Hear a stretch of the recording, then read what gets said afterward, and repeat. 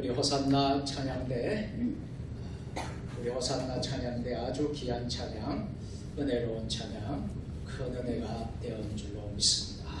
이 찬양을 들으니까 우리 마음속에 큰 기쁨이 생기고 두려움과 공포와 무서움들이 다 떠나는 그런 은혜가 임하게 된 것 같습니다. 할렐루야. 우리 성경을 높이 드시고 우리의 믿음을 고백하도록 하겠습니다. 주의 말씀은 내 발의 등이요 내 길에 빛이니이다. 할렐루야. 믿음대로 될지어다. 아멘. 오늘은 구원의 반석을 향하여 라는 제목으로 말씀 선포하겠습니다.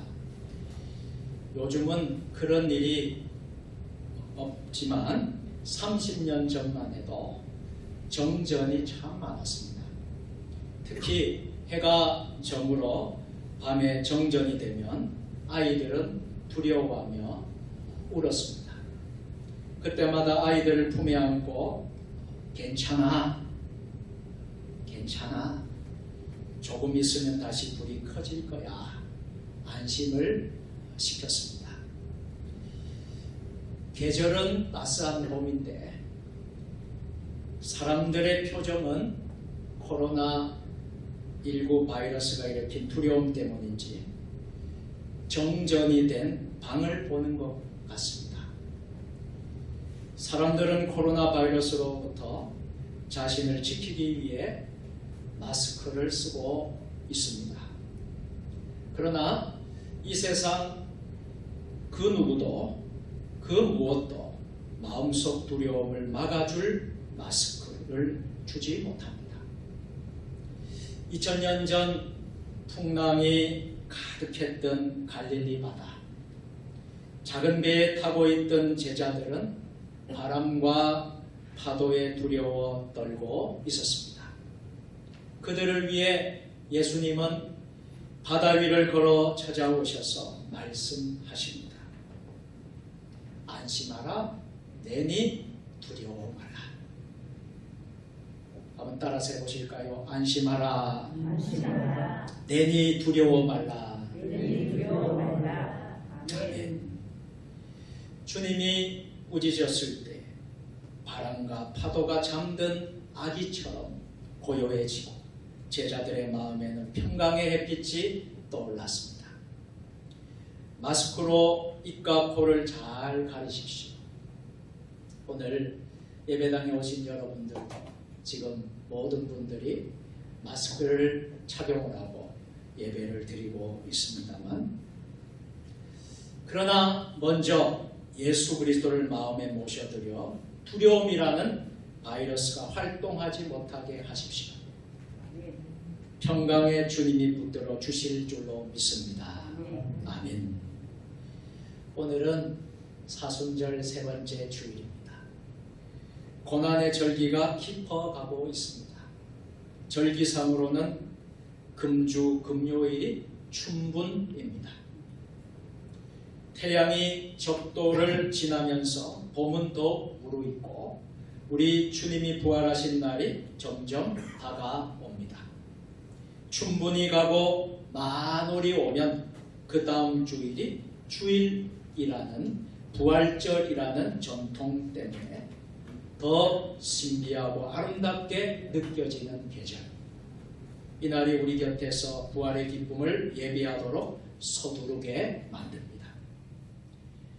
오늘 우리가 읽은 시편 95편 이 시는 유대인들이 안식일 날에 하나님 앞으로 나아가면서 불렀던 특별한 노래였습니다. 오라 우리가 여호와께 노래하며 우리의 구원의 반석을 향하여 즐거이 외치자. 구원의 반석인 그분에게 외침으로 이 노래를 시작하고 있습니다. 하나님은 든든한 바위가 되십니다. 그 누구도 범할 수 없이 크신 구원 이신 분입니다.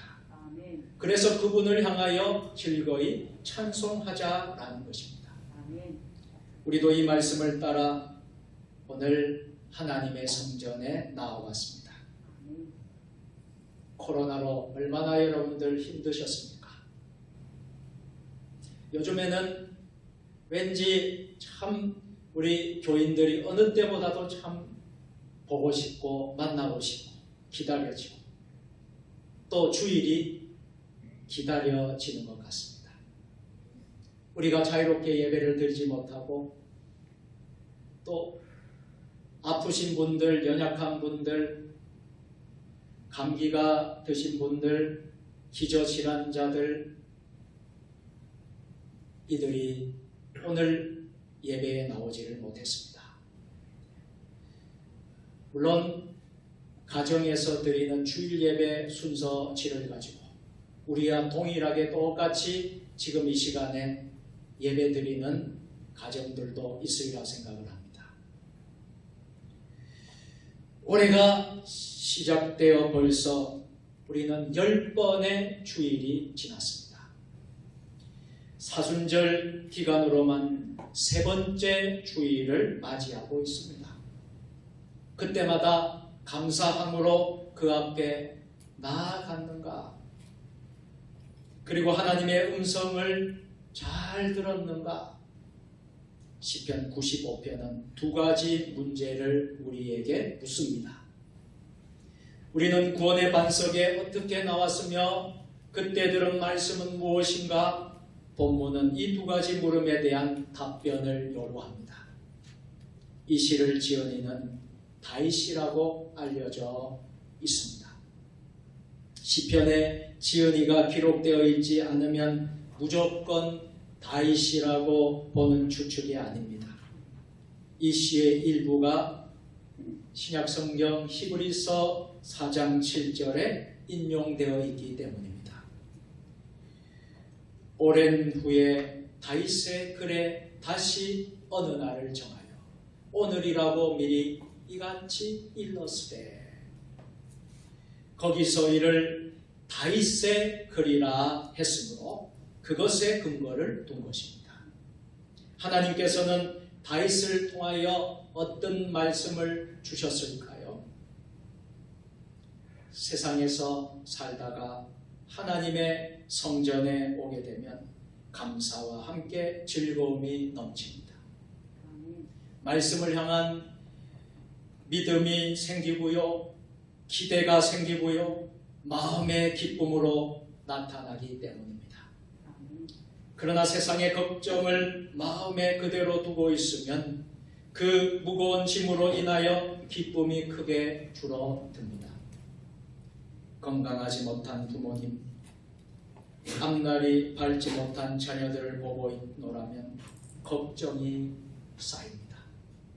경제적 문제가 마음을 압박해오고 다른 사람과의 관계가 원만하지 못하여 풀리지 않는 문제들이 많이 있습니다. 교회가 세상에 소금과 빛의 사명을 잃어버리고 있다는 생각도 무거움을 더하게 하는 요인이 됩니다. 하나님 말씀 앞에 서면 기쁨보다 부끄러움이 더욱 커집니다. 사회적인 뉴스들은 우리에게 전혀 희망을 주지 못합니다. 지금 우리 사회는 정치적인 갈등과 경제 위기만 크게 강조되고 있습니다. 일찍이 선거 국면으로 돌아선 우리나라의 현실은 정치 사회적 입장에 따라 분열과 대립이 극한 상황으로 치닫고 있습니다.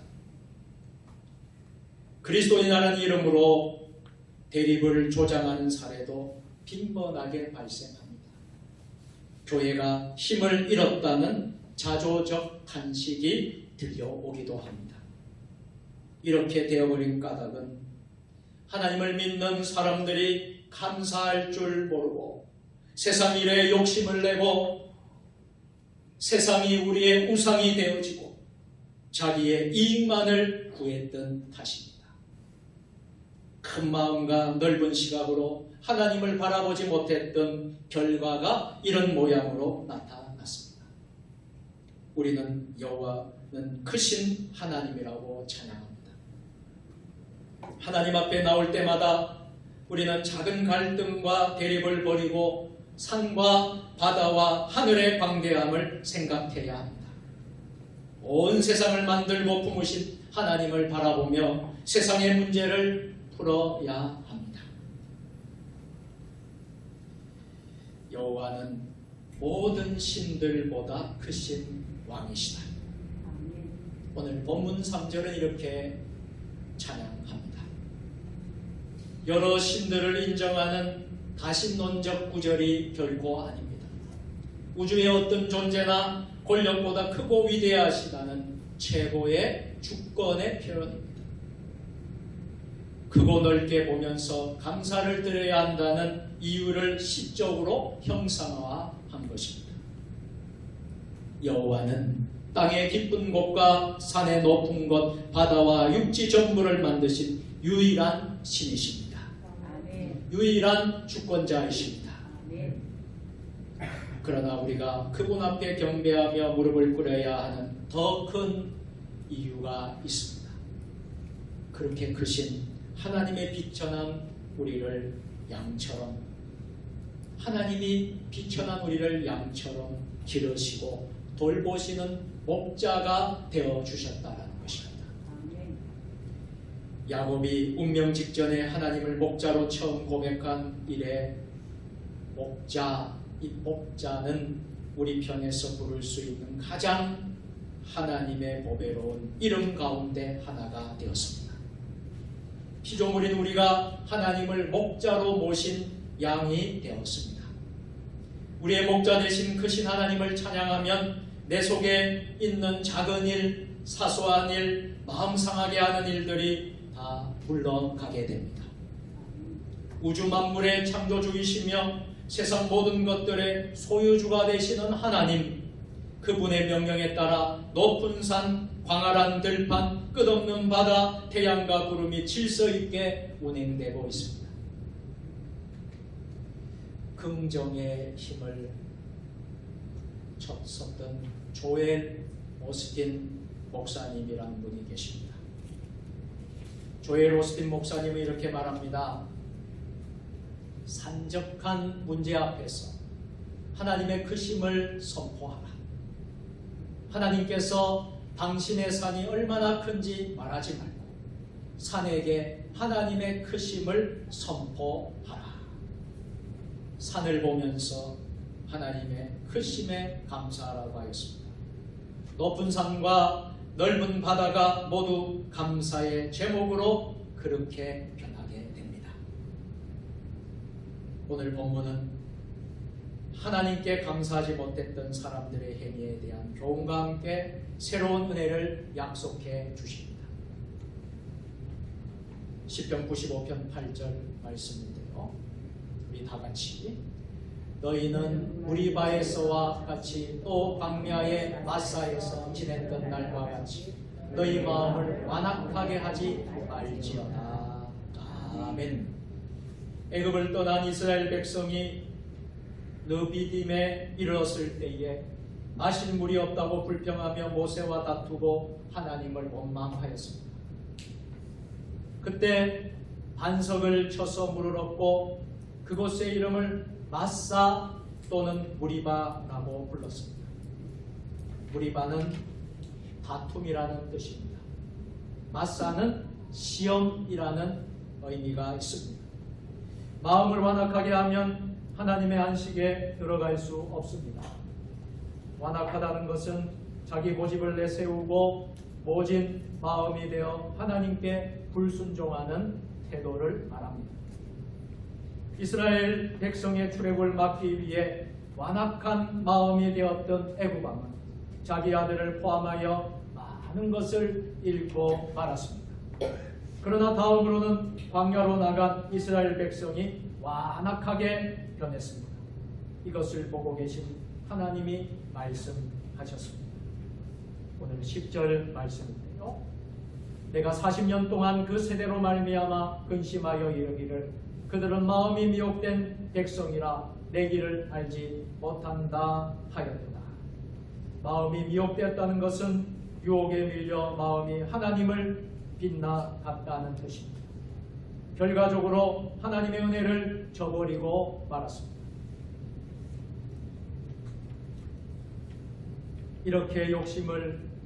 이렇게 욕심에 미혹된 자는 절대로 하나님을 찬양할 수 없습니다. 디모데후서 3장 6절 7절에 보면 여러 가지 욕심에 끌림 받아 항상 배우나 끝내 진리의 지식에 이를 수 없느니라 말씀하고 있습니다. 그러나 비고빈 겸손한 마음은 언제나 하나님을 보며 찬양할 수 있습니다. 결국 참된 안식의 길로 인도받게 됩니다.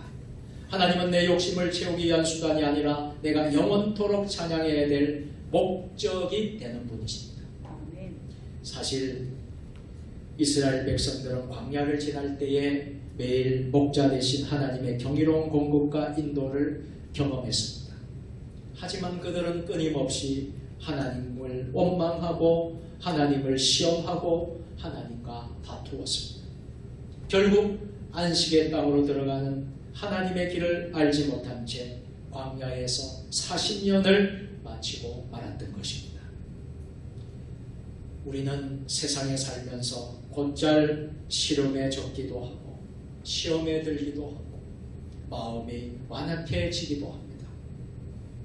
하나님을 알기 전에 살았던 세상 사람들도 인간이 공동체를 유지하기 위해 하지 말아야 할 일이 무엇인지 여러 가지 생각을 했습니다.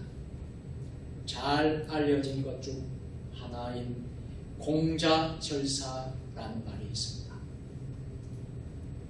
논어에 나오는 내용인데요. 이 내용은 공자가 절대로 하지 않아야 할 4가지 일을 밝힌 것입니다. 무의, 무필, 무고, 무화. 즉 억측과 독단과 고집과 이기심을 부리지 말라. 이런 교훈으로 요약됩니다. 이 세상에서 우리는 언제까지 미혹된 백성의 모습을 보이며 살아야 하겠습니까? 하나님께서는 우리 민족과 가족 그리고 이 고난 인생을 사단의 사슬에서 풀어주시고 친히 인도하여 여기까지 데려오셨습니다. 이제 우리는 구원의 반석을 향하여 즐거이 외치라는 하나님의 말씀에 부르심에 응답해야 합니다. 저 큰 산과 바다를 바라보면서 크신 왕 하나님을 찬양하라 하십니다. 하나님이 돌보시는 왕 양으로서 살아가야 될 우리는 그분의 음성을 듣고 완악한 마음을 버려야 합니다. 그리하면 그의 안식에 들어가 구원의 반석에서 영원히 살아가는 기쁨을 누릴 수 있게 됩니다. 오늘 이 은혜가 오늘 이 자리에 오신 여러분 모두에게 함께 하실 수 있는 주님의 이름으로 축복합니다. 전능하신 하나님 아버지, 구원의 반석을 향하여 즐거이 외치며 저 큰 산과 바다를 바라보며 크신 왕 하나님을 찬양하며 하나님의 음성을 들으며 완악한 마음을 버리게 하시고 모든 신들보다 크신 하나님을 높이는 복된 주님의 백성들이 되게 하여 주옵소서. 예수님의 이름으로 기도드리옵나이다. 아멘.